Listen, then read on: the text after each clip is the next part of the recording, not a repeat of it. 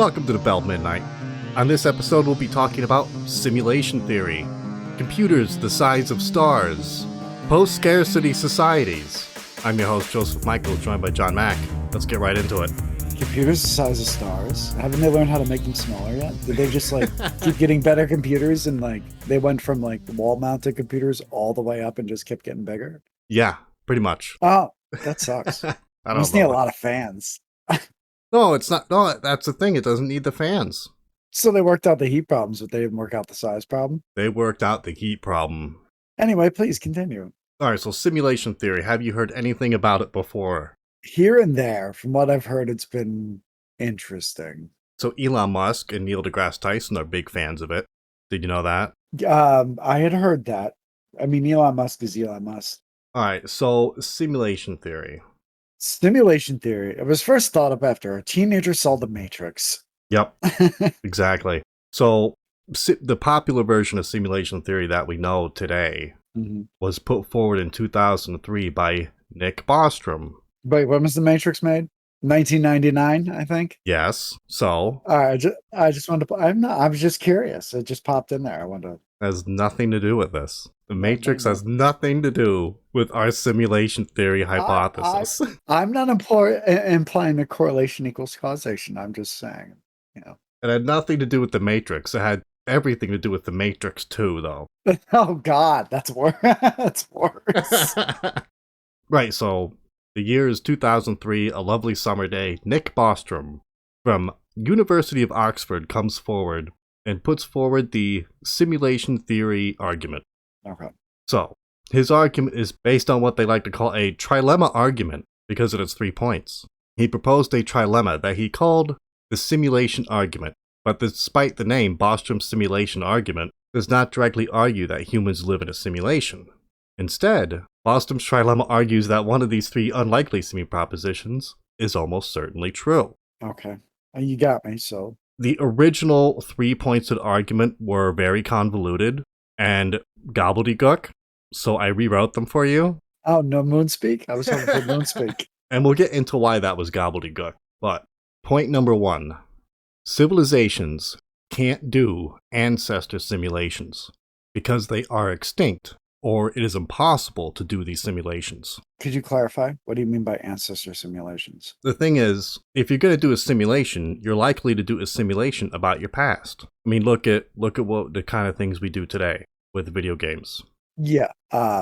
Given the opportunity, you're gonna do something about your past, or like a modified past, or whatever. Just like a highly something that you think you have a decent amount of knowledge on, and something you can reliably manipulate because you know what comes after too.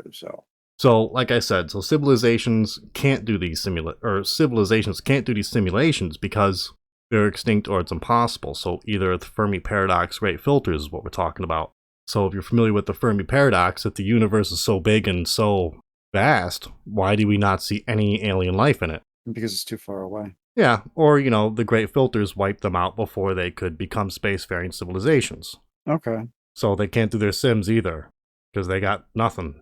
Point number 2, civilizations can do ancestor simulations, but do not do so, or because they're either uninterested in it, or they don't do it for ethical reasons, or whatever. Okay. And point number 3, civilizations do ancestor simulations, and choose to do so. That's his trilemma argument. So basically, they might do it, they might not. Yeah, they might do it, they might not. They might exist, they might not. True, false statements. This is a shoulder shrug. That's what this is. No, I don't know. We'll get into why it was written like this later. Because it had to be. Here's the info dump time. Oh boy. Info dump. So a lot of the arguments from simulation theory I couldn't use because they were really awful. Just exceedingly stupid. They were all obsessively based with video games. And I just couldn't do it. I just picture a neckbeard hoping he can live in the world of Kingdom Hearts. I think Elon Musk, his argument always started with, well, if you look at what video games are like now, oh God, Elon. In the future, they're going to be really good, and they'll be indistinguishable from reality.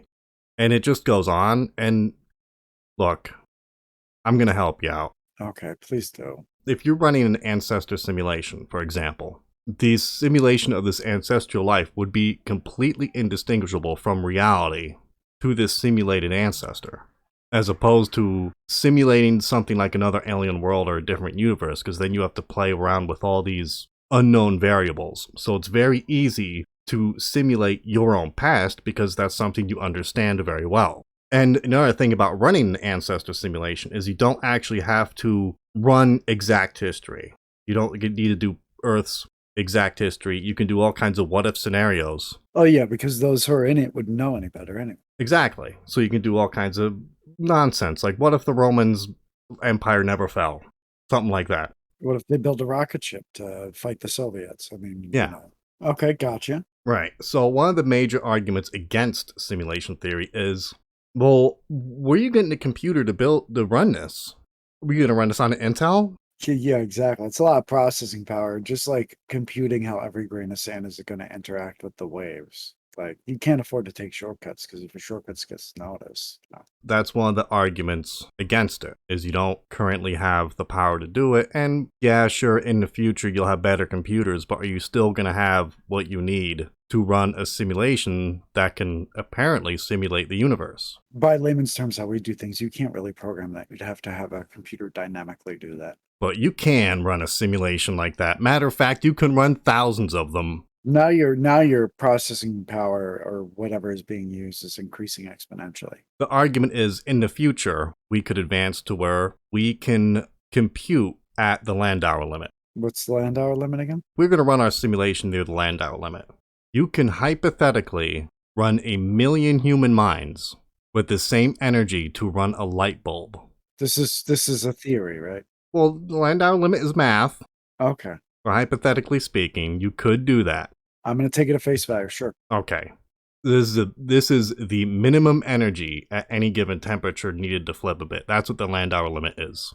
The minimum amount of power you need to flip a bit. Maximum efficiency. So, yeah, it is the absolute lowest energy cost to run a calculation. Okay. So now on top of that, so we're going to do that. Plus, when it comes to the Landauer limit, the colder the better. If we're in a simulation, we don't know what physical laws the creators of this simulation are bound by. Their universe could be different. And we don't know what temperature they're running us at either. That's a valid point. I mean, that one I would have to go towards simulation theory, because who even knows if their laws of physics are the same? Right. And plus, I'll add this in, the simulation doesn't need to run 1-to-1, like timescale. You could run it way slower. You can run it way faster. Here's another thing. You can run it way faster, and that comes into play later. You don't actually need to simulate all the human minds. Just few. Yeah, you only need to simulate an X amount of the population. The rest are NPCs. The rest are actually NPCs because they're not fully simulated. They're simulated just enough to pass a Turing test with the other simulated people. Yeah, to not arouse suspicion. Exactly. Because if you're in a simulation, not everything needs to be fully simulated, right? Yeah. Okay, this one kind of grabbed me now. I'm just trying to explain the weird behavior from people who can't think from point A to point B, and this one actually kind of works. Please continue. So now if we're talking about ourselves, let's say our future selves are the creators of a civilization, right? Okay. If we were running the simulation near the Landauer limit, we could simulate 7 billion human minds for nearly as little as a megawatt or $100 an hour. Wow. And like I said earlier, not all the sims even need to have a full brain simulation, just enough to pass a Turing test among the other sims. Yeah, I'm going to use a computer. I mean, you don't even have to render the entire environment. You just have to do whatever's in proximity. So here's a little bite to eat for you. You talk about this one. If your civilization was able to run its sim near the minimum power cost that we mentioned with the Landauer limit, as an example of a civilization of 7 billion people, like our own. So let's say we had 10 billion people, but we'll run with 7. Okay. So who wants to, now let's say they want to run ancestor simulations. If everyone on the planet chipped in perhaps like $100, so for like some sort of like global Kickstarter event to run this sim, you could raise enough money to run thousands of simulations. Meaning that the population of the Sims are thousands of times greater than the population in base reality. That's interesting. So, perhaps even in the quadrillion range of people who believed they lived in the 20th or 21st century. So you could potentially have like quadrillion Sims out there thinking they're living lives. Now, here's the thing. Here's where the simulation starts to come into play. If you could be any one of these people, real or simulated, the odds are greatly stacked towards you being simulated. Like 99.99% chance you're a sim. Yeah, when dealing with those kind of numbers, absolutely. And that's why the math guys love this. So that's the whole base of the argument, that if in the near future we run ancestor simulations, the amount of simulated people to exist would so far outnumber the amount of people in base reality. It could so far outnumber even the amount of people who have ever lived on Earth ever. Yeah, easily. That the odds are you're simulated. It's like a 1% of a 1% chance that you're real. What do you think of that? I think that there's some math guys there who like doing equations, is what I think. Yeah, this is one of the things that got it so much traction is because the math guys love this stuff. Yeah. Oh, it's just a lot. It's like a masturbatory thing for them. They just love crunching numbers. It's like Infinite Hotel. Infinite Hotel. Don't even look it up. It's awful. Oh, hold on. I gotta make a note. Stay away from that. No, Infinite Hotel is going to be in my wheelhouse here. Oh, good. Yeah, do a show on that nightmare. I will not probably, to be perfectly honest. Then we move on, right? So why would you run so many simulations? Why would you want to run thousands of these? Well, it does seem like not exactly an energy waste, because obviously the energy is easy to produce, but it does seem like a waste of time unless you have a problem that you can't figure out without examining ancient humans. A problem. Just so happens I got a problem for you. Is it the normal sci-fi problems? Can't breed? No, well, I mean, no, you can fix that with computers. Computers could do that for you. You just grow people in vats, have like the AI raise them. Yeah, but then you get genetic breakdown probably too. If you got computers that are so good that you're simulating consciousness with them, you can just upload that into a robot and have it raise your kid. Could it be the loss of physical body or some sort of idea of transcendence or whatever? You know, you want to put yourself into a simulation to live in what you think is better times, and that's the humans think that's the next stage of evolution. I've heard that trope a million times too. Have you heard this one? Hmm, Maybe we do live in a simulation, right? okay. But the universe is dead, and we're all Sims in a computer on the very end of time. Yeah. And we're just floating around in a computer, swimming around some black hole, waiting for proton decay. That's depressing. What is that? Isn't that trillions and trillions of years? Yeah. Trillions of trillions. Trillions of trillions. Oh, yeah. Yeah, it's something crazy. Like even black holes are decaying. And so, as a last-ditch effort for our civilization to have some last remnants of existence, everyone gets uploaded into the computer, it gets put in orbit around a black hole, and we just tick away at 1 second every 1,000 years, because we have so little energy to use. Every second is 1,000 years in reality, and the universe is dead. There's nothing out there. That would make an interesting movie. I mean, I am sick of the postmodern nihilism, but nevertheless. Well, it's dark, but I mean, yeah, I could see that. It's a poor choice, but I could see that. Elon Musk's view is far more optimistic. We'll talk about that too. Okay. Stimulation theory, everyone. Yeah, ooh, I feel stimulated. All right, so one of the reasons is you would run so many sims could be connected to the Fermi paradox. Again, space is so big, and there's supposed to be, according to scientists, well, odds are there's a billion civilizations. I don't see them yet. I get where this is going. A computer to simulate possibilities. To simulate possibilities, you would run thousands of sims in order to find which evolutionary tracks are successful into leading to a spacefaring civilization and getting around the great filters. Doing this would refine the Fermi equation, so you could see what actually are the odds of getting past the great filter and becoming spacefaring enough to detect. Or maybe you just want to do some evolutionary tests just to see what's going to win. That's actually a good enough reason right there, honestly. Probably the most unexpected things. Well, not unexpected. Usually the things that are more grounded in reality. Evolution seems to favor things that get down and dirty. Evolution doesn't like highly specialized things. Oh, what? Evolution likes jacks of all trade. Evolution, the common misconception about evolution is about the strongest or the fastest or the smartest. That's not what evolution's about. Evolution's about how many skill sets you have in your warehouse and how you can implement them and go with the flow. Isn't the cheetah doing really good? the It's about adaptation. I mean, look at the panda. The panda is a species that even without human contact would have gone extinct because it's a fucking evolutionary dead end. I hate the panda. I hate the goddamn panda too. Let the thing die with some fucking dignity. Yeah, let it out of its cage and just let it go off into the sunset. Yeah, Jesus Christ. Propping that thing up. That thing doesn't survive in the real world. It's a highly specialized, large mammal with a shitty diet that can barely even support itself, problems with childbirth, and isolated to very, very small areas. What do you think's going to happen to that creature? Like all these rainforest species, everybody's always bitching about. Like, I understand we shouldn't cut down the rainforest, blah, blah, blah, blah, blah.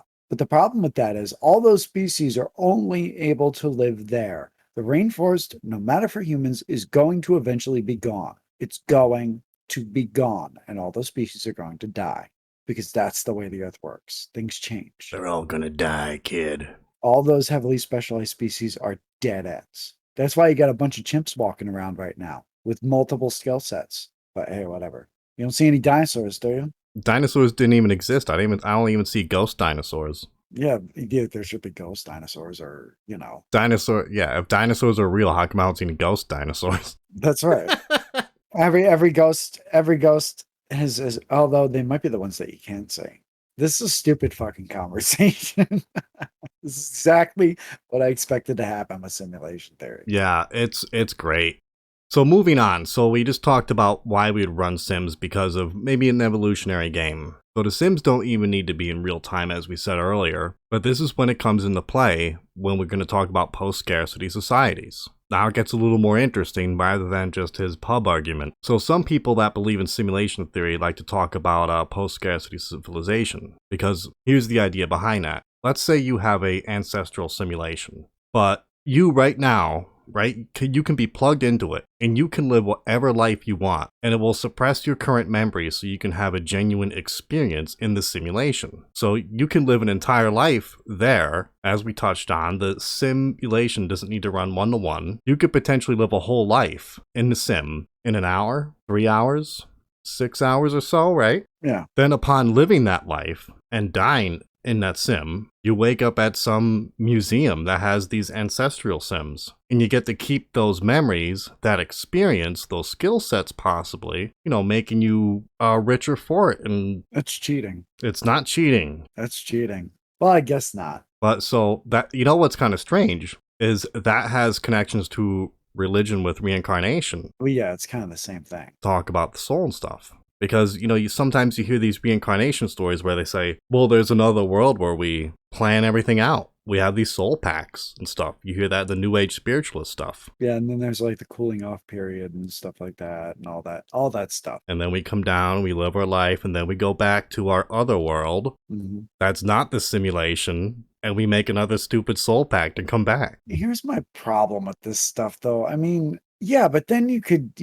The problem is that this is the kind of theory that can encapsulate into the entire reality. Yeah. Like there's no way to disprove this. Is there? I mean, okay. I guess this is more suited to be a religion than it is a science. Well, more suited to be a religion than a science. Remember that. We'll come back to that one. Hey, everyone's got a religion, whether they want to admit it or not. One discussion about this is a fear that a post-scarcity society, where everyone is essentially wealthy and pampered and could be lazy, spoiled idiots. So here comes the ancestor simulation to the rescue. So like the old manhood passage rites of like the Indians and stuff like that, where once a boy turned 13, he had to go on his journey and stuff. So let's say that you're in this post-scarcity civilization. You've turned 18 or whatever, you graduated some sort of school or whatever. So now, once you turn 18, you gotta take your passage. So in the ancestor simulation you go. And then there you learn your real life lessons. You may even have a few different lives. You wake up in base reality with all this life knowledge, skill sets, ethics and morals, and everything you've been taught there. So when you come to this post-scarcity civilization and you're back in it, you're way less of a spoiled creep. So civilization doesn't come crumbling down around a bunch of lazy vegetables. A bunch of cretins. Yeah, exactly. It's that I like that. That's interesting and it's logical. I like it. Okay, fair enough. One of the things that's called is called the nursery simulation. One of the arguments against the nursery simulation, it's like, well, there's people in other countries suffering. Suffering builds character. But that's the thing. They might not even be real. They may not be the full Sims. Because remember, you're real. Because if now we're talking about it from this perspective as a post-scarcity sim, you're willingly going into it and just having your memory suppressed. So those other people who are in the shithole, they might not even be full Sims. They're just good enough to not be detected if you encounter them. Well, there's all sorts of problems with that one. Yeah. Well, but the problems are morality problems, not like anything else. I mean, there's not really any logical problem with it, but morality itself is subjective, changes between culture to culture, nation to nation. Well, subjective in a sense. I mean, it depends on your morality, I guess, and what you believe, but Right. I could see that theory getting screamed down awful fast. But of course, when you decided to go into the sim, you would be perhaps born and raised, so you have some ethics and morals and don't go ape shit like a maniac knowing that it's a sim, obviously, right? Well, apparently it doesn't work all the time. I guess. So, but that's kind of the point of Elon Musk's argument, is that it's a post-scarcity civilization, and we're living in their sim. And he says upon waking up or the ending of the sim, we're all going to be in utopia. How can you be in utopia if you're post-scarcity? Because you're post-scarcity. Well, depends on your idea of utopia, I guess.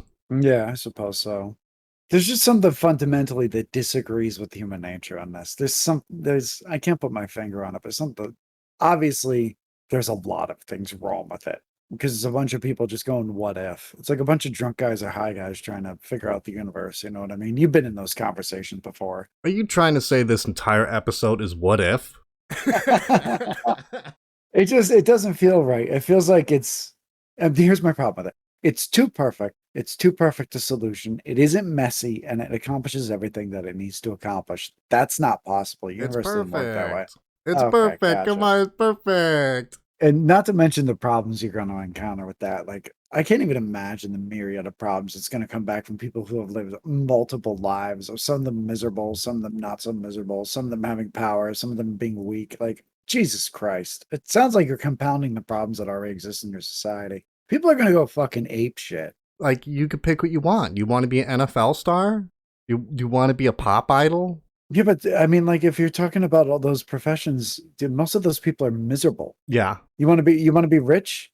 I've never met a rich person who was completely miserable. I mean, most of the time they don't even know it. But have you ever met somebody with a lot of money who isn't just secretly miserable or unhappy? I've seen a guy who had a lot of money. Yeah. Had a birthday party thrown for him. Ton of people there and everything, right? Yeah. And then after the party's over, everyone leaves. This was on the show. I forget what show it was, but it was the best scene I've ever seen in my life. After the party leaves, he just sits down in front of the camera, and he's like, none of them people are my friends. They're just acquaintances. And he's sitting there, and he goes like to the fridge, and he gets like a cupcake, and he just like sticks a candle in, and he's just sitting there looking at it like completely depressed. Yeah, there's your life, man. The mistake in that simulation would be allowing people to choose.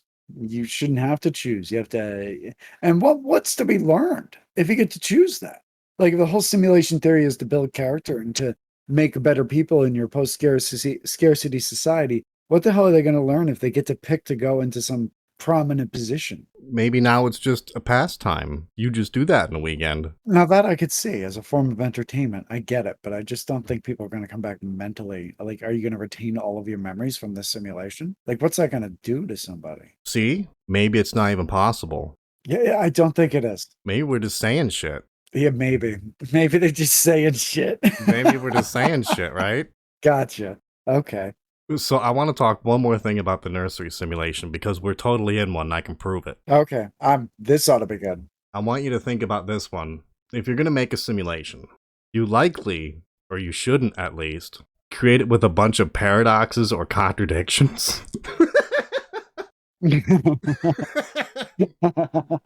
So if you're capable of making a simulation so perfect, it can fool all of its inhabitants into thinking that it is a real universe. You shouldn't leave glaring holes in that universe's structure or its laws of reality. Because if you do, you leave such glaring contradictions in its physical laws, with no other way to explain them, the only conclusion can be that it's fake.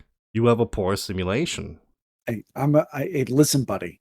The software is not perfect. You got to give them time to release DLC. So here's the thing. So unless the creators left something for you to discover on purpose, Yeah. well, we just talked about the nursery simulation. If it's here for training purposes, you wouldn't have any alien life to mess around with your Sims in their nursery. So you have a Fermi paradox. You have this empty universe and this one world. And maybe that's the one little tell that you're in a sim. I mean, sure. Could be. Could be. But it's not a very good tell. Because based on the rules of the simulation, everything being so far apart and the universe is constantly expanding, your odds of actually seeing an alien or healing an alien or any of that stuff are actually extraordinarily low. So that's a pretty terrible tell. You'd have a better tell if you just hit a rock on the beach and you picked it up on the other side and said, this is a simulation, or had a manufacturer name on it. You'd have more chance of someone picking up that rock by random and seeing that and be like, oh, I guess it is a simulation, than you would have actually finding aliens. Mind you, if you were to consider what scientists say about the size of the universe and blah, blah, blah, blah, blah. I mean, if we're talking about sheer probability, you'd have a greater probability of that than you would of, running into an alien in the universe. Where's the aliens at? I mean, bacteria, sure. You can find bacteria anywhere. Well, I think you could probably find bacteria or something of the sort. Simple organisms, but something that walks and talks? No. Yeah, because whenever they talk about life in the universe, they always do specifically mean intelligent life. Yeah, and that is the assumption that you usually make. I mean, they're talking about almost not necessarily humanoid, but you get the idea. They mean hot aliens. Yeah, blue aliens with skin that I can seduce. Or seduce me. Yeah. All these aliens look like humans. All these aliens look like hot girls. Why? Look at the sweater bombs on that alien. Well, I'm so lucky that they developed that way. You know what? That's going to be the tell if we live in a simulation or not. If we encounter alien life and they're all hot women. Yeah, they're not just like weird tentacle, fleshy, giant amoeba kind of things. They're all super hot. Yeah, like Star Trek women or something. It's like, okay, this is bullshit. Yeah, this is fake.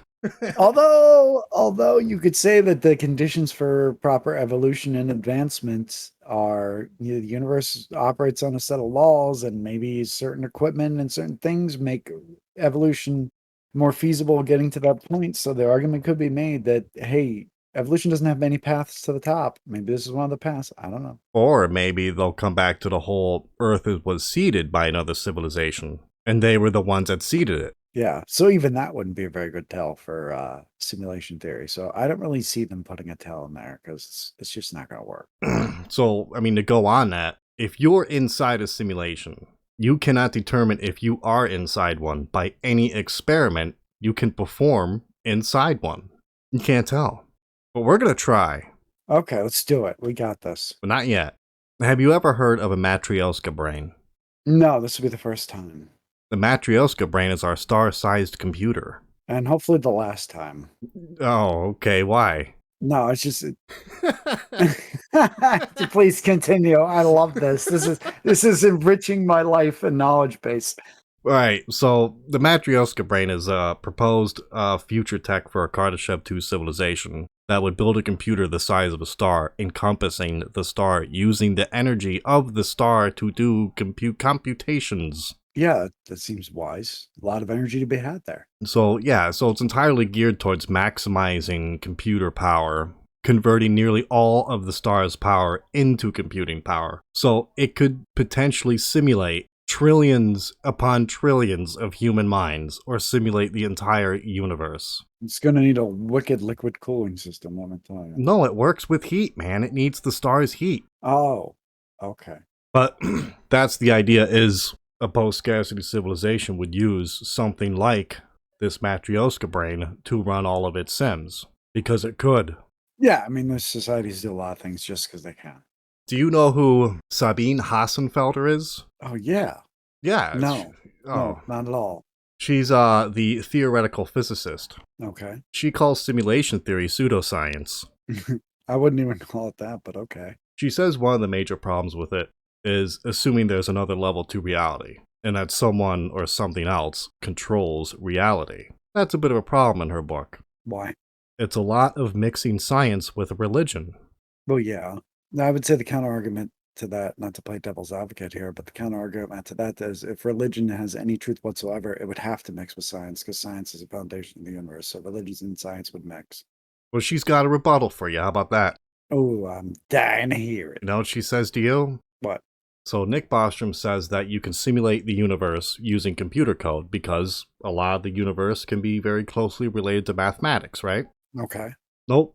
Sabine Hassenfelder talked about this. Okay. No one presently knows how to reproduce general relativity or standard model of particle physics in a computer algorithm. Okay. It can't be done. Now wait. There can be approximations, which we do all the time. We have approximate models, but if that was how nature actually worked, we could detect the difference.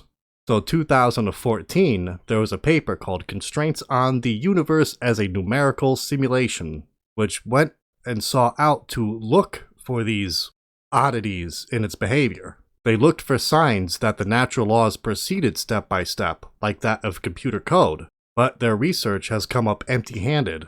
Uh-oh. She's being just like he is, man. Well, not he, but the theory. You can't prove it. You can't prove it, dude. Well, yeah, but that's a problem with her mindset. Oh, you can't prove it. Oh, you can't prove it. We can't do it with code we have now. We can't do it with computers we have now. Well, yeah, that's kind of the whole point of the theory. Did you read the theory? Did you listen to the theory? Of course you can't prove it because it's future shit. It's a theory. It's a fantasy, in my opinion. But of course, you're trying to use criteria that shouldn't be able to be used to prove or disprove it, to prove or disprove it. You're missing the point. You're deliberately bypassing it because you can't disprove it. And that's my problem with the whole thing, by the way, is that you can't disprove it. But nevertheless, you're completely being obtuse here. Okay, so anyway. Yeah. Going on to the rendering problem. So like we said, if we're going to render a universe, we don't need to render every single atom in a distant galaxy because, well, no one's going there. Yeah, where's my fog at? I need to put some fog in this game. Yeah, just add the fog, please. Yeah, just cancel out the mountains back there. I don't want to render those. So she says another problem is that, the rendering problem. You can't throw away the underlying physics of it. Because, for example, if you look at weather forecasting, if you want to accurately predict the weather, you still need to account for the physics of the weather, all over the world, really, right? So if you're not going to simulate everything, only what the observer is interacting with, now you got another problem. You're not rendering the necessary physics, perhaps, of the faraway systems. Yeah, but Games have a way around it, I know. Yeah, everything has a way around that. There is a trick to that. There's another paper in 2017. This is from the International Journal of Quantum Foundations.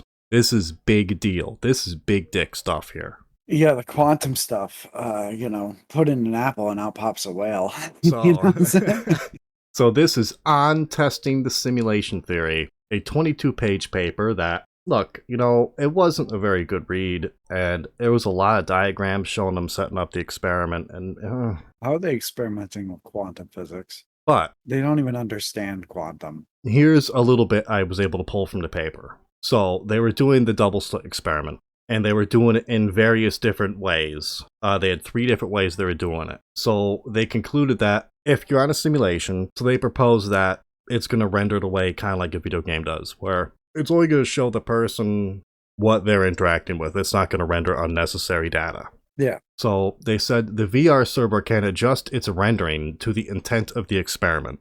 So the VR server, they mean the virtual reality simulation. Yeah. Note also that if the proposed rule is enforced by an algorithm, then the resulting paradox seems to reinforce the idea that the VR server would have to adjust its rendering based on the intent of the experiment. Yeah. So the VR server knows all, it is omnipresent and everything. Yeah. Probably not in the sim. I mean, probably not, but it's not. Like, as far as her earlier point about something like the weather, and this new point that, you have to run by these rule sets. I mean, shit, you can already do that in some games with a simple Lua script. I feel like nobody can let go of this because there's too many egos that are on board. Like, if someone really wants to believe in simulation theory, have fun. You know what I mean? And believe in it. Whatever, it's cool. Well, here we go. Let's wrap this fucking nightmare up. Yeah, you're dying. There's a cosmologist, George F.R. Ellis, cool guy. Okay. He says, Nick seems to have confused science fiction with science. Late night pub discussion is not a viable theory. I like that quote. That's fun. That's pretty good, yeah. Here's the thing about simulation theory. Some philosophers disagree, proposing that perhaps sims do not have conscious experiences the same way that unsimulated humans do, or that it can otherwise be self-evident to a human that they are a human rather than a sim. So if you're human, you know you're human, then you are, and a sim doesn't experience things the way we do. Why? Why do philosophers say this? Why? Nick Bostrom's a philosopher. It's a philosophical theory, not a scientific theory. Was it a philosophical theory from the beginning? Yes. Why are these cocksuckers getting involved in a philosophical theory and getting their science panties in a twist? Jesus Christ. You might as well put a couple of crosses on these bastards and make a crusade out of them. Because they're going to come and they're going to burn you. How dare you? Question our Lord and Savior science, that which constantly changes and which what is held as a scientific fact now was previously considered pseudoscience. How dare you? But even as a philosophical theory, it's not even a new one. It dates back to Greek philosophers. What about the Greek philosophers who had the philosophy of the philosophical zombies?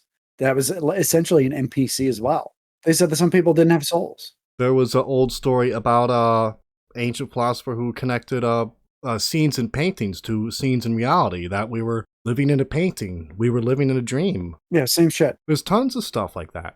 And this is just the new version. Yeah, it's a human question. It's just been it's always been a thought experiment for humans, or just a wistful line of thinking, or whatever you want to call it. And it's been around for humans, since humans. It's an old idea, man. Are you a man? Are you a butterfly dreaming you're a man, or are you a man dreaming you're a butterfly? I mean, yeah, that's an excellent way to put it. And it's a philosophical question. I can't believe these assholes are dedicating their academic time and their supposed scientific knowledge to try and disprove a philosophical theory. They're all retired. Are they going to go after errors? Yeah, I'm sure they are. They're all retired. They got nothing to do. Don't they have some climate research data to do? Yeah, to fuck up. Jesus Christ. I'm not surprised that same group of assholes crawled out of the woodwork to just start gunning for some philosopher. Honest to God. And that's why the original 3 trilemma arguments were so wishy-washy gobbledygook, because they were posed at a philosophical angle.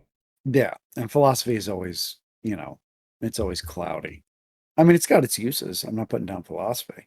I'll get you the original quotes. Yeah, I want to hear this shit. Here's the original 3 trilemma arguments. The fraction of human-level civilizations that reach a post-human stage, that is one capable of running high-fidelity ancestor simulations, is very close to 0, or the fraction of post-human civilizations that are interested in running simulations of their evolutionary history or variations thereof is very close to 0, or the fraction of all people with our kind of experiences that are living in a simulation is very close to 1. I don't, the last one, why it's 1 and close to 0 is well, I'm sure if I thought about it longer, but the first 2 actually are the same thing scientists say, if you look at them from that perspective. Because it took the first one, the fraction of humans that would advance to the post-human position where they would run simulations is close to 0, is exactly, to me, as when scientists say the fraction of organisms out there that would advance to a level without destroying themselves that could, be a spacefaring species is close to 0, given all the odds. So they're saying the same thing. He's just wording it a little gobbledygook because he's a philosopher. The second one was saying the fraction that would actually engage in a simulation after they've gotten to such an advanced point would be low. And it's the same thing that scientists say as well, that if there was an advanced alien civilization, they would have no interest in mundane things like this. Yes. They're saying the same thing, but the scientists have a bug up their ass about it. I think it's because it slightly resembles religion, and we know how those people go after that. Oh, they can't stop. They have to destroy everything. Keep in mind this came out after The Matrix. Yeah, obviously, yeah. This just reeks of The Matrix. Well, how'd you enjoy the worst episode we've ever made? Yeah, I think it was one of the better ones because it was so stupid. Well, I think one of the reasons they've become so rabid about them, to defend them here, is because Elon Musk, Neil deGrasse Tyson, Neil deGrasse Tyson he's not a philosopher. He's a prominent scientist. And those two guys are talking If you about say simulation so. theory. Well, you know what I mean, his reputation. Yeah, yeah, reputation. Yeah, as those two guys are talking about simulation theory and going, oh yeah, we're totally in a sim. The odds of us being in a sim are like a 1,000,000% and the whole works. And people are picking up on it and they're running with it. And they're not stopping to, look at, hey, wait, where are you guys coming from with this? Well, I mean, yeah, but in the same vein, like people buy lottery tickets all the time, think they're going to win. The next one's the big one. Yeah, next one's to make one. Well, I mean, what exactly do you want? And if you're going to get so bent out of shape about what two dude bros are talking about, because Neil deGrasse Tyson is also a dude bro. If he's just, he words what he says a little more eloquently, but he's a dude bro. I always give him respect for because he's very easygoing. He's go with the flow. Right.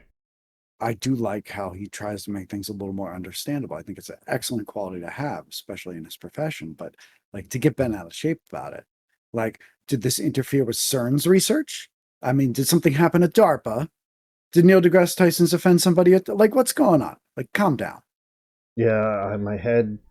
I can imagine how that fucked the dude. That's the worst kind of research. Well, almost as bad as that one German guy who's that Mr. Aliens German guy. No. I forget what his name is, but he's like every time there's a story about aliens or supernatural, that fucker pops up. I think you know what I'm talking about. I can't remember his name though. Yeah, maybe we should avoid the whole theory crafting, the whole theory world when it comes to show topics, because no, I like it. I think this is good. I think it's good shit. Yeah, maybe I'll do flat Earth theory and chemtrails. That's real. Chemtrails are hilarious. I know a pilot, and he's just like, what? Anyway, so that's simulation theory. So final thoughts before we close out? A fun thought experiment by philosophers.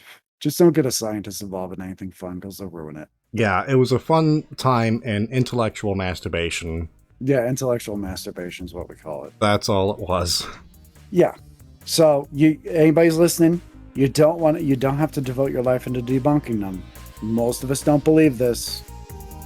Put down your sword and spear, put down your shield, and call off the Crusades. It's just a philosopher talking shit. So calm down. Calm down. Nick Bostrom does take it extremely seriously, though. I'm sure he does. A lot of people who are professionals take things very seriously. All right, well, I guess that's it for this episode of Bell Midnight. Next episode, we're probably going to do some flat Earth, maybe some chemtrails, maybe some hollow Earth, holographic moon. Yeah, it's going to be a dumpster fire, but it's not trash in the dumpster. It's just dog shit. You're going to love it. It's just dog shit in a dumpster. Next episode. Yep. Floating down the street in a flood.